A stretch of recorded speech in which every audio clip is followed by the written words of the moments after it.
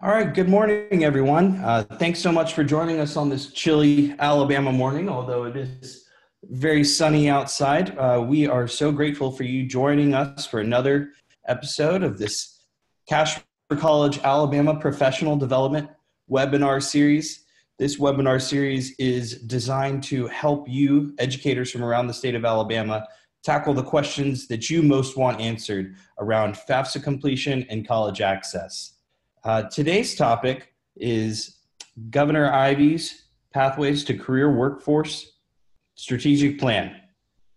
My name is Colby Leopard. I'm the Advocacy Coordinator at Alabama Possible. Alabama Possible is a statewide nonprofit organization that works to remove barriers to prosperity.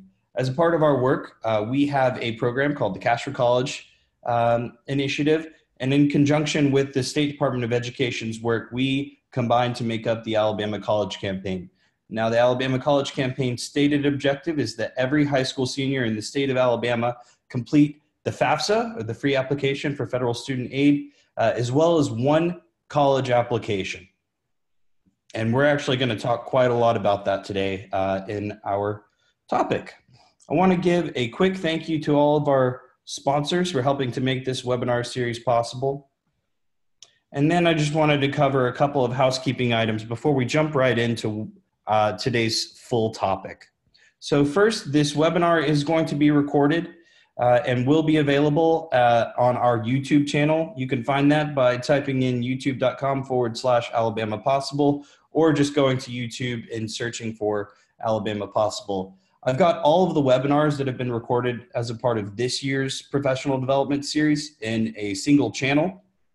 So you can actually go back and see the topics that we have covered up to this point, including verification, completing the FAFSA for students and families with mixed immigration status, FAFSA 101. We even have a recording of a webinar that's geared towards students and their parents, and it's sort of a line-by-line demystification of what the FAFSA is. So please encourage any of your coworkers, colleagues, students, families to go check that out. Next up, throughout this webinar, you should feel free to submit questions to us throughout the presentation. You can do that in a couple of different ways. One way is through the poll or the Q&A feature, which you'll see in the toolbar through Zoom. Additionally, you can respond using the chat feature, which I will be monitoring throughout the presentation.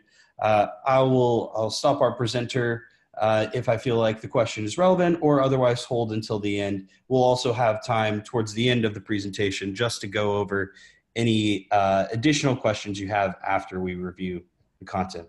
On top of that, we actually are going to have a couple of questions for you, and I'm going to go ahead and start by launching our first poll just so we can get to know everybody a little bit better. So we're going to be asking you questions through two different ways today. The first way is through this poll feature, which will automatically open in a window on your desktop, and you can click the responses and hit submit so that we get responses in real time, and then we can share those with all of you. So going to give just a couple of moments to see who we have on the line today. Lots of counselors, some career coaches.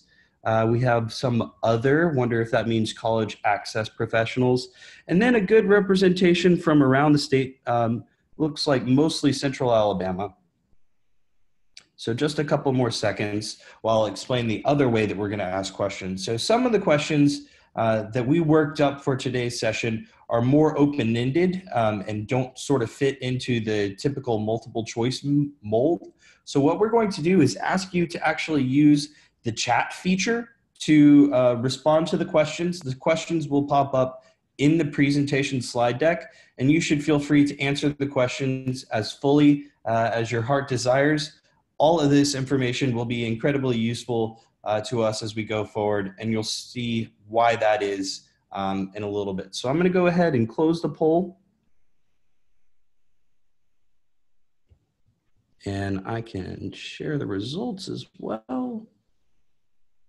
All right, so yeah, mostly coordinators, some career coaches, and then it looks like mostly Central Alabama with some representation from around the state. So moving on, this professional development webinar series is intended to help answer the questions that you have around college access, and we are happy to cover those issues. So if you have an idea that you would like to see us cover as a part of this webinar series, please let us know. You can reach out to us at Cash for College at alabamapossible.org, or you can give me a call at 205-939-1408. And I'll share this information in our follow-up email as well. So on that note, I'd like to introduce our speaker today, Nick Moore, who works in Governor Ivey's office. I'd like for you, Nick, maybe just to give a little introduction for yourself, a little background or bio. We're really grateful for you joining us today and can't wait to hear what you have to say about the Alabama Workforce Development Strategic Plan. Thank you very much, Colby, and thank you to Christina and all the Alabama Possible team for being such great partners and stakeholders in this work, and certainly appreciate the invitation to join you today. And thanks to everybody who is on the line with us. And it's great to see we've got a lot of career coaches and counselors and some educators. I guess that's classroom teachers and administrators and some other folks. So it looks like we got a good mix also geographically around the state. And I look forward to seeing you in your regions, and certainly I'm going to do a little bit more traveling this spring and try to get out to the regions and get in some schools and attend some regional workforce council and local workforce development board meetings. A little bit about me. I grew up in Enterprise, Alabama, down in the Wiregrass, and have been with Governor Ivey for a little over a year now. And prior to that, I was in DC for a few years in our delegation, and during that time was honored to be able to work on the beginning stages of the reauthorization of Perkins CTE, and when we got ESSA finally across the finish line, and then at the sort of during the implementation phase of WIOA. So it's great to be back in Alabama in the deep implementation stages of a unified workforce system, and we think now that the alignment of those three federal laws are going to allow us to do some great things. But prior to my time in DC, I was a Teach for America Corps member in Lowndes County, and I taught history and government economics at Central High School for 3 years there, and was really the best job I've ever had and think I will ever have. And certainly appreciate that those years that have really informed my understanding of just what it means to be an educator in Alabama, and the struggles and the opportunity that we have. And so Governor Ivey is committed to education in a way that we develop efforts and initiatives from local feedback. And so the elements of what we plan on sharing with you today are where we are in our effort to do a statewide needs assessment and public input process that will help the governor align the delivery of our state programs to maximize the utility of our federal resources and state resources, but also we don't want to foist anything on folks. I mean, we want these solutions to be things that y'all are saying that you need in your regions and in your schools. And so that's why we want to take every opportunity like this to speak with you and share these ideas. And a lot of these things are not dried in concrete. And so we're in a planning phase now between now and June 2020, really, of aligning Perkins and CTE and Perkins 5 rather, and WIOA. And so during this planning process, as we're doing our statewide comprehensive needs assessment, as we grow the Career Tech Initiative, and as we develop new ways to allow students to explore college and career pathways, and honestly, using career pathways and post-secondary credentials, we can really disrupt the traditional, some of the traditional pathways that have not necessarily served all of our students well. So I'm just excited to have this conversation and join you today, and certainly love to hear your feedback. Thank you. Great. Thanks, Nick. I'd like to start things off with a couple of questions that you and I discussed a few days ago.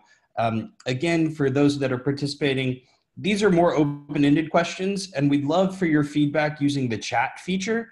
So if you can find that feature in the toolbar and provide feedback for these 4 questions, that would be really appreciated. And Nick, maybe it would be useful if you could just give us a little bit of background as to why these questions and what types of feedback will be most useful here.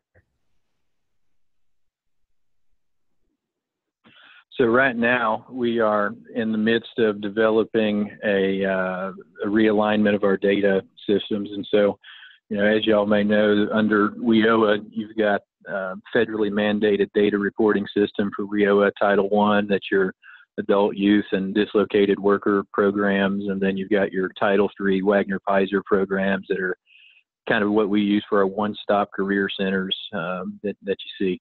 And so what we're doing is unifying those 2 federally mandated data systems to have a unified workforce longitudinal data system that we can then develop a data matching bridge that will allow us to share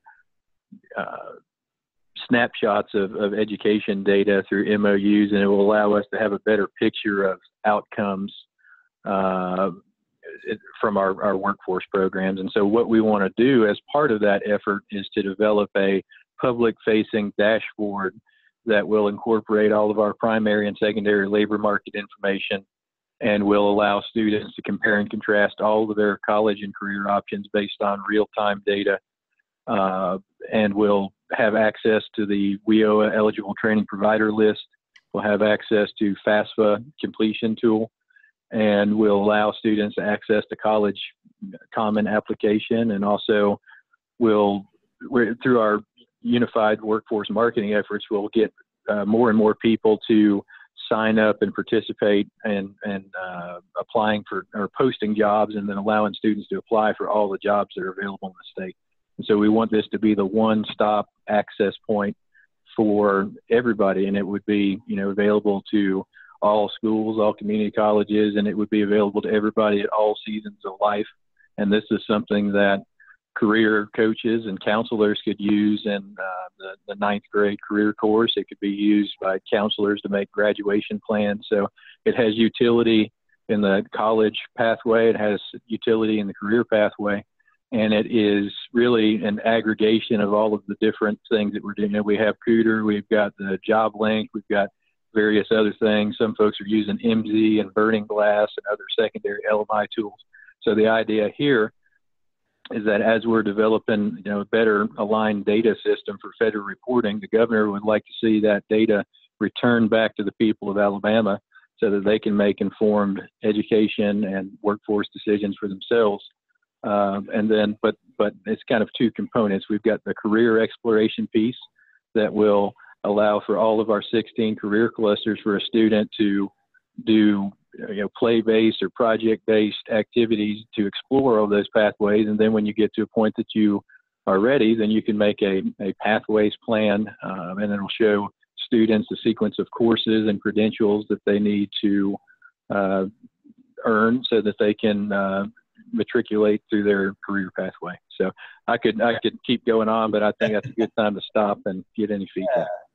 No, that's great. And we are receiving some responses coming in. Again, for those of you that are attending today's webinar, if you have feedback that you'd like to provide on these 4 questions, please feel free to do so using the chat feature. And those are sort of rolling in right now. And Nick, we can go back to this slide too if we'd like to collect some more information towards the end of the presentation. For now, Nick, let me know, do you want to go over some of the answers, or would you prefer to sort of go through the slides and then we can maybe review some of the questions or the responses towards the end? I think for this particular question, it might be good to get some questions here, because I think this is you know, kind of the rub of the issue with this particular audience. I think they may have some good feedback for me. Yeah, so I'm seeing a lot of Cooter, and Nick, feel free to go ahead and open up that chat feature on your side too if you want to receive the responses in real time. Accessible by Cleaver, virtual job shadowing is something I'm seeing. Use Science has been more beneficial at this point, easy to use. Applicable information for students, easy to use in resume writing. So resume writing is a theme. And so and so, what this concept we're describing here with, the name we're kicking around right now is the Alabama College and Career Exploration Tool. So we take all the great things that are good about Cooter and these other tools, but it's something that we could use at secondary level, at the post-secondary level, and honestly, the graduation plan that somebody would make in ninth grade, or let's say you're part of an opportunity subgroup and you are co-enrolled in adult basic education and post-secondary CTE at a community college, the same tool could be used to access career pathways for them. So this one platform supported by the state could, be customized to meet the needs of folks at different levels. And if you're trying to figure out what credentials you need to earn, it could, kind of follow you and be a tool that an individual could use as they move into their next phase of post-secondary training or education. Yeah, that's an interesting point. And it would also, one of the comments saves some money. Yeah. And then another was that some of the tools I see are easily accessible, but not widely used. So perhaps having a state-sponsored dashboard would make that more widely usable. But it certainly needs to be customized to the region. And the great thing about having 7 regions, 7 workforce councils, and the Alabama Workforce Council that works very closely with business and industry, but also our community colleges and LEAs, is that we have a reciprocal feedback loop that's already developed. So we know how to customize this tool for North Alabama, because we know, aerospace and several other sectors are going to be dominant there, versus Mobile, where shipbuilding and, other things are dominant there. So although there's going to be some common denominators throughout the state based on the, colloquial nature of every region, this can be customized, but the base system could still be supported by the state, and it would be just something that is available to everybody. Sure. So feel free, participants, to chime in with responses to these questions using the chat feature throughout today's presentation. Also feel free to submit questions you may have, either using the Q&A feature or the chat feature. Just being mindful of time, I'd like to go ahead and dive into today's topic, if that's okay with you, Nick. Yes, sir. All right, take it away. So, as I mentioned to you, Governor Ivey is committed to education, workforce, and economic development, and that's just not when she walked into the governor's office, but that's really her life story. She grew up in the Black Belt, and she has seen a lot of changes in our state and has witnessed, us go from a state that was really dominant on agriculture, just sort of cash crop agriculture and textile mills, and then a lot of that has gone away, and now we have redeveloped with advanced manufacturing, and we've got now 5 advanced auto manufacturing plants. We've got 2 huge aerospace hubs, and so we've got a lot of great economic development activity going on in the state. But we also have, obviously the legacies of being a southeastern state where there's sort of been a low skill equilibrium trap that's hard to bust out of. And so as we continue to try to raise the standard of living for all Alabamians and try to find out what the comparative economic advantage is for each one of our regions, something that the governor's focused on is 2 really broad metrics, and that each one of those is, benchmarkable down at the region level. And then for each, particular underrepresented subgroup that we're trying to raise. And so these 2 metrics I'm going to describe, of course, the governor's interested in seeing what progress we make against the whole, but we are also very interested in doing this with an equity-based framework so that we are not seeing a lot of gains in one particular area or one particular group that is masking some, latent inequities that are not getting the proper amount of attention. So with that being said, the concept of having a 3.9% unemployment rate is great. I mean, the seasonally adjusted unemployment rate of 3.9%, not too shabby, but that's also the national unemployment rate, and these things tend to follow national trends. And so what we need to look at, I think, a little bit more introspectively is our labor force participation rate, which is the third lowest in the country. But that is not, really a huge knock on our state in particular. That is common among our southeastern states for the reasons that I mentioned at the beginning. However, that is a goal that can be attacked, or a number that can be attacked and raised to surpass the national average during Governor Ivey's term, with subgroup strategies and a career pathway strategy that is kind of the thesis of this presentation and what we'll get into. So that's the first goal, is raising our labor force participation rate that is currently 57.3%, I believe, up and to get that past the national average.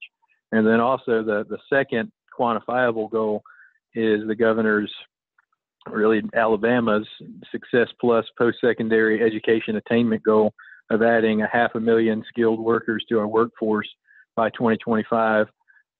We have a lot of out-migration of our professional graduates. We've got a pretty low population growth rate. And so in order to ensure that we are meeting our attainment goal, we're going to have to get the folks that are not currently in the labor force, and about 15 to 20% or so of our high school graduates that are CTE concentrators. We need to really transform our co-op programs and transform a lot of our work-based learning programs that are already great. I mean, national leaders, we can transform those into full-fledged apprenticeship programs for certain students. And I'm not saying that for all of our CTE programs. Look, I was a CTE participant, and I believe in a well-rounded education that includes CTE. So please don't think that anything I'm saying here is saying that we're going to, somehow disrupt CTSOs or taking CTE courses. But Perkins 5 does include a definition of what a CTE concentrator is. And for those students that are going directly into the workforce, or that are going to have a shortened, non-traditional post-secondary pathway, I think we can do more at the secondary level under Perkins 5, particularly by braiding our federal funding sources to ensure that they can complete a career pathway, even an associate's degree in work-based learning experience that is coupled with stackable recognized credentials when they graduate high school. And so I think that is kind of what the outcome would be of how we're going to attack these two goals of raising our labor force participation rate and meeting this post-secondary attainment goal, is by developing a two-pronged career pathway model. And that's the next thing I want to talk about, but I'll stop right there, Colby, and see if we got any questions.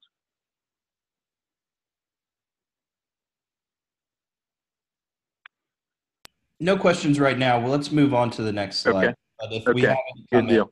All right. Well, you can go ahead and move on to the next slide. All right. Okay. So this is certainly, I'm going to get this is just my very shoddy job of making a graphic, so I can get some professionals to help me out here. But with the message that we're trying to send here is that we, out of 100 ninth graders, we're sort of losing students, or students are not necessarily making it all the way through to the next level. And so if you look at 100 ninth graders, 87 are graduating on time, 63 are enrolling in a post-secondary education program, but half of those about have to take remedial courses in math or English or reading, and only 39 of those 63 return for their sophomore year. And by the age of 25, only 43 have attained a post-secondary degree, and only 24 by age 25 are going to have a BA or higher. And so not everybody needs a BA, and that's not the message here, but the message is that post-secondary attainment inherently is important. And if we are not meeting that goal by ensuring that people have degrees, credentials, and certificates, we're not going to be able to continue to have the economic growth that we're currently enjoying. And so that is why it's really, not only is it morally the right thing to do, and not only is it the common sense thing to do, but it's also existential issue for our future economic development. We can go on to the next slide. And so through the governor's Strong Start, Strong Finish education initiative, and you may have heard of that, that was her first major initiative as governor, And it has three major components. And the idea is that we're developing an education to workforce system that starts, honestly, with pre-K education. And so the first benchmark is pre-K readiness. And we know that, parents are a child's first teacher, and we need to make sure that parents are the child's best first teacher. And that's not by compelling anybody to do anything, but by honing best practices and making sure that parents have the resources they need to be prepared. And we are investing in our first class pre-K program, and hopefully we'll reach saturation with that program over the next 4 years so that all of our fourth graders whose parents want them to participate will be able to participate in a first class pre-K program. And then also computer science for Alabama was a component of Strong Start, Strong Finish. And that's because we see that 34 out of 40 of our in-demand jobs are STEM jobs. We know that there's almost 500,000 jobs available today in computer science that go unfilled. And so many of these are middle skill jobs that can be filled with a career pathways model. And then also the attainment goal was the third piece, and ensuring that we're preparing our students for the workforce pipeline. And so what Governor Ivey did after launching that initiative is she sort of put some meat on the bone, and she filled that in and said, what we need to understand is that numeracy and literacy by third grade is that's the blocking and tackling of education. That opens the doors and hooks a child's interest into learning and discovering all of our different pathways. And so what the governor has really contemplated is, she said, so once we get kids literate and numerate in third grade, then they can open up and discover all of our 16 clusters and 79 pathways. So we can go on to the next slide. And so part of that process of putting some meat on the bone was she created the campaign for grade level reading to complement the pre through 3, or the first component of Strong Start. And what she sees is only 35% of our third graders are currently proficient grade level readers. And we know that after third grade, kids really do make that leap from learning to read to reading to learn. And if you miss that benchmark, you're much more likely to not complete high school, to fall out of school for any number of reasons. Next slide. And so, but it's more than just what's going on in the classroom. As I said before, the family and the community and parental involvement is so important. We know that 17% of our students are chronically absent. Some of that is for health reasons, for transportation reasons. We know that we've got the Alabama Reading Initiative, and we do have a large state commitment to literacy, but that has suffered from a bit of mission creep. And so the governor is working very closely with Dr. Mackey to write that program back on track and get it more focused on the early grades. And so we're confident that that's going well. And then we're increasing the availability of benchmarks of quality for summer programs. We appreciate a diverse delivery of summer programs. We know that there are certain things that need to be true: pre and post testing, project-based activities, minimum number of hours, and reading and math instruction. Those things are just important. And then there's the health determinants of reading outcomes for third grade reading proficiency. The literature really is indisputable. So we need to make sure that whatever those issues are, and certainly it varies by geography, but we don't need to allow health comorbidities to affect students' learning outcomes. Next slide.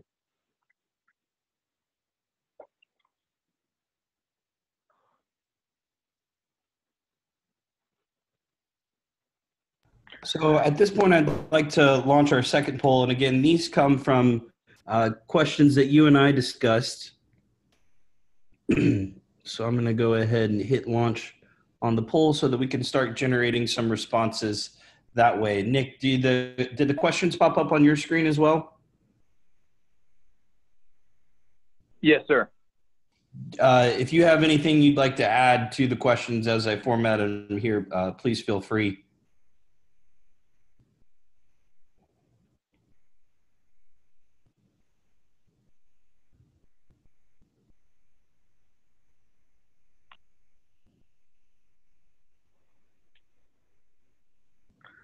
And I'll add to the questions is that they might be a little disjointed from where I'm at in my presentation. So the next stage we're going to get into, past the early childhood piece and exploration a little bit more into some of the recommendations the governor has on youth apprenticeship and braiding federal funds around career pathways. So some of these questions are sort of presaging that conversation rather than feedback from the last segment, I guess.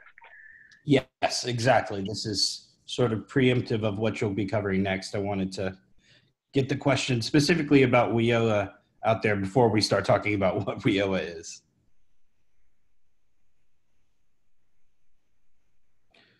So I'm going to call it there and share the results.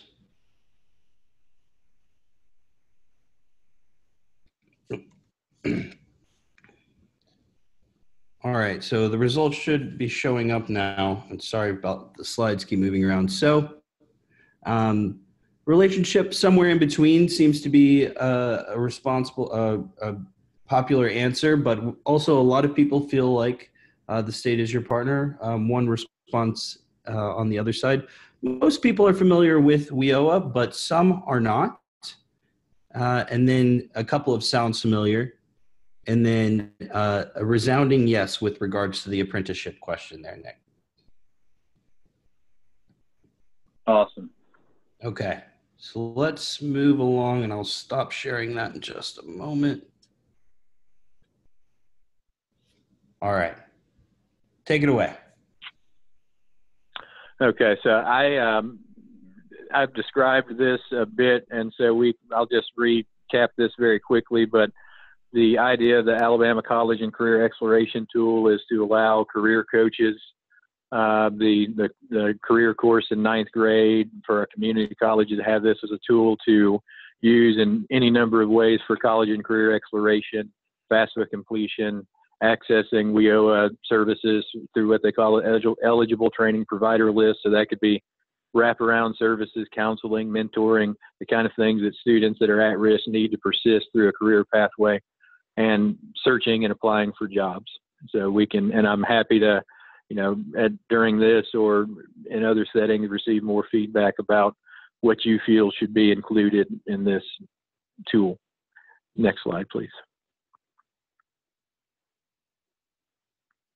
And so the governor recognized that often the delivery of federal programs at the state level often can get bogged down in agency silos because the intent of the program and then the setup of the state agencies that is delivering it at the state level sometimes is incongruent. And so what the governor did was, starting from the federal laws that are applicable to education and workforce, she has set up the Governor's Office of Education and Workforce Transformation to align the delivery of those federal programs at all of our state agencies. So not, disrupting or merging agencies or anything like that, but working with 22 agencies, everything from, the State Department of Education and the Department of Commerce to, the Department of Senior Services or the Department of Human Resources and Veterans Affairs, Corrections, anybody that's working with our special populations, with our students, that has anything at all to do with education and workforce,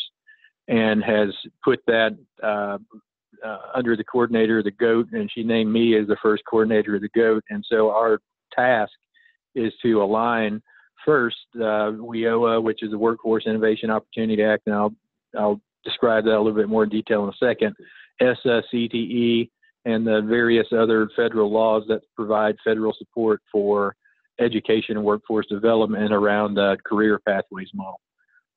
Next slide. And so, as I've mentioned a couple times, there's these 3 federal laws. The Every Student Succeeds Act that was reauthorized in 2015 is the primary source of federal support for K-12 education. You may have heard Title I, and that's the largest piece of that. And that provides direct basic grants to low-income schools. The Carl D. Perkins Act, it was recently reauthorized as Perkins 5, so the fifth reauthorization of it. That is the primary source of federal funding for career and technical education at the secondary and post-secondary level. In Alabama, the State Department of Education is the fiscal agent, and our basic grant of around $20 million is divided on a 70-30 split, 70% to the State Department and 30% to community colleges. And then WIOA is the prime federal support for our public workforce investment system, and it includes 4 main titles and 6 core programs. And the Title I is the Adult Youth and Dislocated Worker in Alabama. That's managed by our Department of Commerce. Title II, Adult Education, is managed by community colleges. Title III, Wagner Pizer and Career Centers, is managed by our Department of Labor. And then Title IV, Vocational Rehab Services, that's managed by the Alabama Department of Rehab Services. So you see that we've got 6 core programs and 4 different agencies managing those programs, and that's fine. But it's, the governor under the WIOA statute, her role is in essence to kind of herd the cats, for lack of a better term, to make sure that each of those agencies that directly reports to the governor is implementing that program in line with the congressional statute, the intent of Congress, and also in the spirit of her unified workforce development plan, which is informed by the people. And so in light of these recent reauthorizations, really all 3 have been reauthorized over the last 5 years, it's clear that Congress wants us to use this to unify our education and workforce efforts. And CTE and workforce and vocational education, all of us that are in this line of work know that its history in the United States is different than the history in Germany or in other countries where tracking into apprenticeships is just part of the normal workflow of how they do their secondary and post-secondary education. And so we're threading a slightly different needle because we have a stigma of tracking students that are in minority groups or that are somehow thought of as having some other exceptionality and so it's been a pejorative. And so what we're trying to do is to demonstrate that academic and technical skills are not in opposition, they're complementary.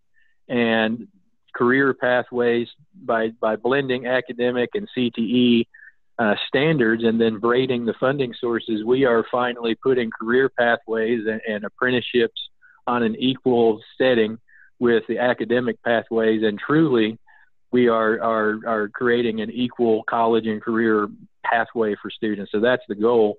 But we do have to recognize that there is a lot of messaging that has to be done with educators, with parents, with students, because there is a lot of things that are currently changing, but then also the understanding of what the results are. And so that's why this has to be a data-driven process too.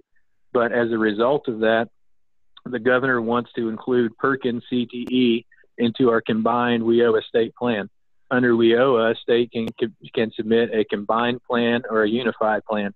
A combined plan, and it's kind of, it doesn't make sense why they call it that, but under a combined plan, you're adding additional partners, so CTE. And we have a combined plan, but we didn't include CTE in the past. A unified plan, you just include your core programs. So by including CTE into our combined plan, we will allow Perkins CTE to be included in our career pathway model that includes credentials, dual enrollment, and work-based learning. Next slide, please. Real quick, Nick, we have a question in from one of our participants. Are WIOA funds only available to high school graduates?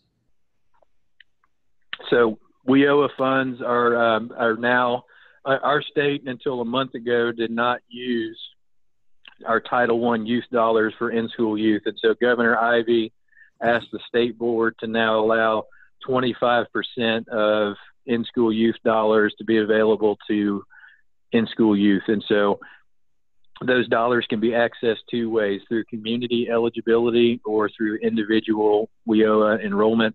But to make a long story short, what we want to do now, since that's available, is to get providers of wraparound services, pre-apprenticeship services, anything that y'all need to support a student through a career pathway.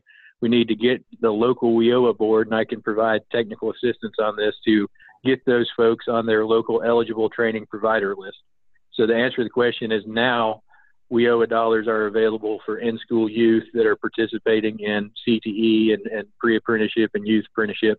And we'll continue to build the capacity in that. And a couple of points I'll make a little bit later, you'll see to how we're going to sort of be scaling this up. But it has not been available up until now. So this is a very recent change moving forward. Thank you.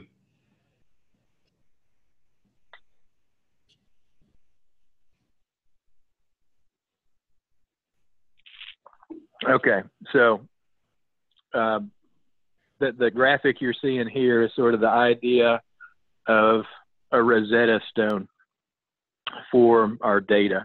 And so we collect a lot of data. The federal government asks for a lot of data, and we send a lot of data to Washington, but we're not really doing as much with it at the state level as we should. And so what we can do is, by using our data, figure out what are the regional and statewide list of in-demand credentials and career pathways. So this, what you're looking at here, will be the Alabama Terminal on Linking and Analyzing Statistics, or ATLAS on career pathways. It's, ATLAS kind of makes the imagery of you're finding your way or direction. And so, and then tying this into career pathways, it makes it clear that this is not about tracking students or intruding on anybody's privacy. This is a tool for the individual student and the individual person to use. And so, as I was mentioning earlier, we've got all this data that we're now going to unify through our workforce system, data system, and then we're just going to, through memorandum of agreement, share data from our education partners. They'll maintain and warehouse their own data, but share that through MOA with our Governor's Office of Education and Workforce Statistics. That's a division of my office, and they'll make reports and generate. We'll start using our data to make informed decisions about programs and return on investment and things like that. Next slide. And so one derivative of what we can do by using data from the ATLAS on career pathways, and actually we've changed this now. It will be called the Alabama Committee, not the Commission. So sorry for that typo. But this will be a subcommittee of the Alabama Workforce Council, and it will be tasked with developing an annual compendium of valuable credentials that will show, and they'll use a rigorous empirical evaluation. They'll break credentials down to a taxonomy, but we're going to create competency models that will show the sequence of credentials and courses that you need to advance through an in-demand ONET code, essentially. And so also sort of subcommittees of the subcommittee, there will be 16 technical advisory committees of educators, career coaches, counselors, people, regional workforce council members, and CTE directors that will serve on a technical advisory committee for each of our 16 career clusters.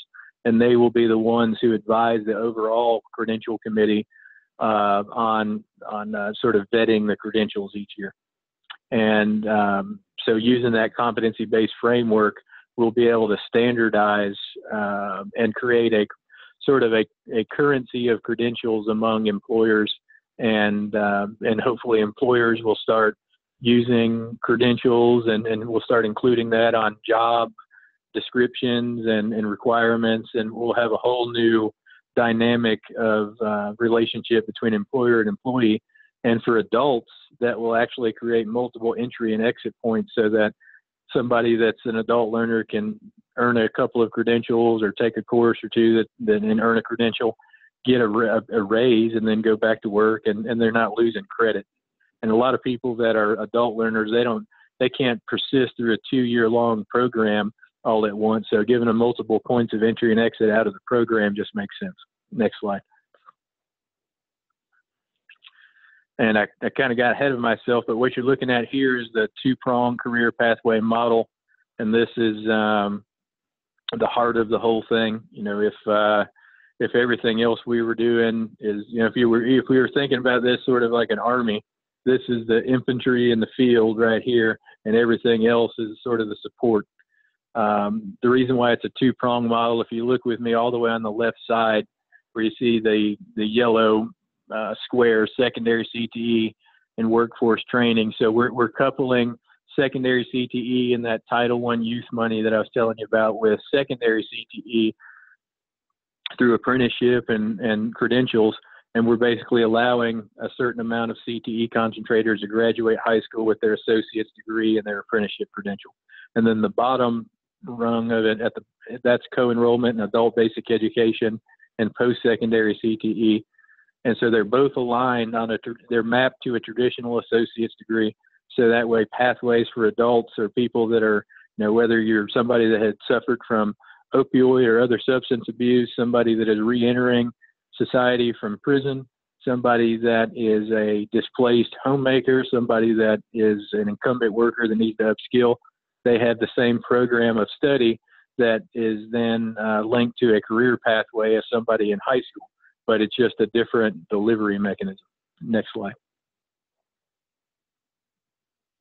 And so these are the competency models, or sort of a P20 competency-based approach to career pathways that I was telling you that the TACs will develop. And so for each ONET code that the career commission or committee determines its of value, we're going to develop, with folks like yourself, we'll be serving on these for each job. And so people will know, if I want this job, these are the credentials and the courses and the competencies, academic and technical, I need to learn.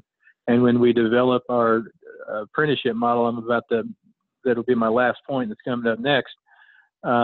We'll be able to base the on-the-job training and the required technical instruction of youth apprenticeships and map those courses onto these competency models. Next slide. And so right now, we have Apprenticeship Alabama. That's a subunit of the Department of Commerce Workforce Development Division. It operates under also the U.S. Department of Labor's Apprenticeship Office. Governor Ivey will establish the Alabama Office of Apprenticeship that will be a state apprenticeship agency. And we want to do that for several reasons. One is there's a new type of apprenticeship that's coming online called the industry recognized apprenticeship. And there's some guidance that has come out through the Department of Labor that says that there won't be the same requirements for progressive wage, apprenticeship agreement, on-the-job training, required number of hours, that kind of thing. So we want to embrace the flexibility of these new AIRRAPs because a lot of our growth sectors could take advantage of them in ways that they currently are not using registered apprenticeships. So we want to embrace the flexibility, but also maintain the quality of the traditional registered apprenticeship. So by setting up a state office that will certify registered and industry registered apprenticeships, we'll be able to do that. But then also, another thing the federal guidance said is that the AIRRAPs won't be eligible for WIOA.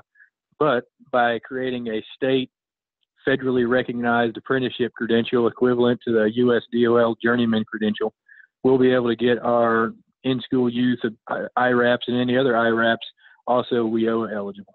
And so that will then allow us to really have a first of its kind apprenticeship model for in-school youth. And next slide. So this is really just sort of a timeline for the development of a student moving through the progression of the AIRRAP. But just like the two-prong career pathway model has the two prongs, the AIRRAP model has two prongs. And so really starting with literacy, numeracy, career exploration, and then divergence down a career pathway, completing a pre-apprenticeship program that's sector-based, and there's going to be a lot of great pre-apprenticeship programs that become available. Using that asset to develop your completion plan, and really using career coaches as the common denominator, so that we're helping these students that diverge into the career pathways score an in-demand placement option to do their apprenticeship that is going to be aligned with their pathway. And the governor is also working on some liability concerns, including some things around the child labor law, some incentives, some changes to the Apprenticeship Alabama tax credit that's going to incent our employer partners to want to hire our in-school youth. And then these changes that we're doing to enhance the quality and the rigor of our in-school youth programs is also going to be a powerful signal to employers that they should take a chance on our young people. And so the idea, the ultimate idea for an in-school youth AIRRAP graduate, again, is to graduate high school with your diploma, your associate's degree, your stackable industry recognized credentials, and money in the bank because you've been working for 2 years, half a day in an apprenticeship program, and you got your foot in the door with an employer. Some of them may go on to a terminal post-secondary education, but for a good number of them, they'll go right into a job with that employer, making a good salary. Next slide. That's all you got. All right. Nick, thanks so much for that. And as I mentioned before, we're happy to take questions at this point in time. I know that can be a lot of information, so I'm going to give our attendees just a couple of moments to submit some questions. In the meantime, Nick, do you mind sort of going into where our participants might be able to find more information on the topic that we've covered today? Yes, what I will do, Colby, is to give you a copy of the governor's workforce development strategic plan, and also it's kind of a resource guide of where you can go for further information. But the bottom line on a lot of this is that it's in development. So much of what we're doing will be coming online through a planning process between now and the implementation phase that will happen in June of 2020. So this Atlas on Career Pathways, the Credentialing Committee, the new Perkins 5 plan and WIOA plan, all that goes into effect June of 2020. So the great thing is that between now and then, we're going to be doing a statewide big family planning process. And we want these needs assessments to really inform what the needs are. And so with CTE being able to tap into Wagner-Pizer labor market data, we want truly, the Perkins allocations and start using the reserve and all the different innovative tools that we have at our disposal. We want to use that to meet the needs of the local areas, but career coaches and counselors and CTE directors and regional workforce council directors, that's honestly is the governor's eyes and ears on the ground. And we only know as much as y'all share with us. And so certainly, the moving that through the chain of your regional workforce council and WIOA board, and whatever the gaps are, we want to know those too. And so we're always looking for continuous improvement. And we know that this is a sort of a big, it really is kind of a big ship. I mean, the governor has made that statement a few times that she's righting the ship of state. And in essence, this whole area is in its own right, its own little ship. So she's, in a way righting that too. So, but in order to do that, we're going to need your help. Absolutely. And again, want to remind everybody that you can submit questions through the Q&A feature or the chat feature. We're happy to take any questions at this point in time. Another question for you, Nick. When things do change or when implementation begins to take effect, how will the educators, career coaches, and counselors be notified of these changes? Will there be an education element to that as well? Or is it too early to say with clarity at this point? Sure. So,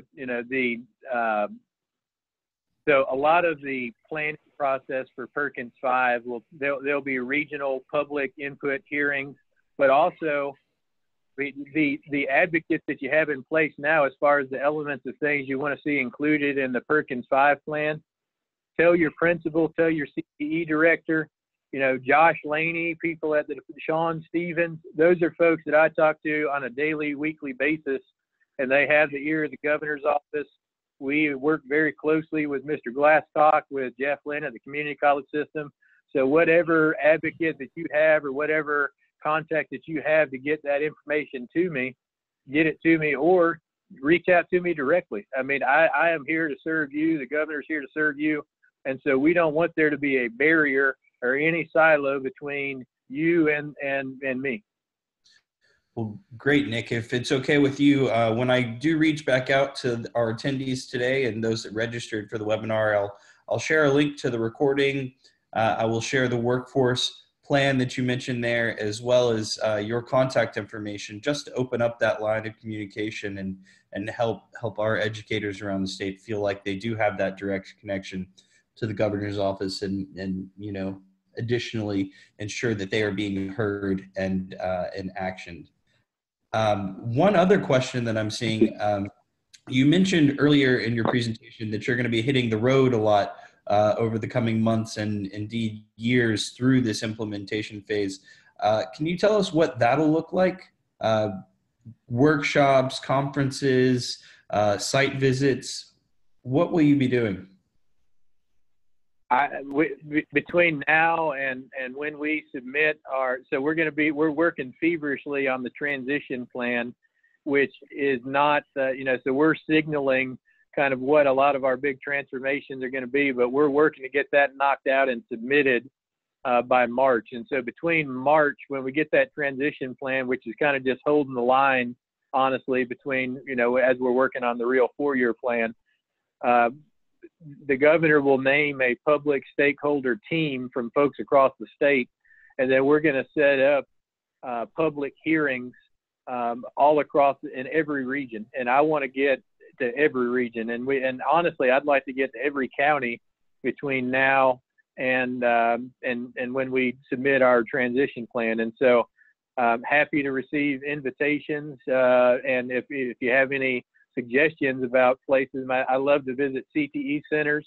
I love to look at partnerships between community colleges and CTE centers. And I honestly am looking for some ideas about how we could use our CTE centers after hours, partnering with other stakeholders in the community to serve some of these opportunity populations, the adults that I was talking about. That's excellent, Nick. So, for everyone that is interested in having Nick come visit their school or has ideas for him, please feel free to share those with either myself or with Nick directly after I share contact information. I know we'd both love to hear from you on any of your ideas as we go through these really exciting changes when it comes to workforce development. So on that note, I want to be mindful of Nick's very busy schedule, as well as all of yours trying to catch up for those of you that were out of school on Tuesday with that cold front coming through. Not very much snow, at least on the Birmingham side of things. I want to say thank you to you, the participants, for joining us for today's webinar. Our next professional development webinar will be on February 14th on Valentine's Day at 9 a.m. We're going to be covering the topic of early messaging. I'd also like to re-invite you to please submit any webinar topics that you would like to see covered. We're happy to take any ideas that you may have, and we'll do our best to bring experts in those fields to provide you with the latest information and resources you need to have success in your positions. I also want to say thank you to Nick Moore from Governor Ivey's office for joining us today. Really insightful information and very generous in terms of being open to hearing from you. If you do have any additional questions that we were not able to cover during today's presentation, please feel free to submit those to myself, and I'll be happy to connect you with Nick. Or once you see our follow-up email with the recording, feel free to submit those directly. Wishing all of you a great day, and look forward to you joining us here again next time on February 14th. Goodbye, everyone.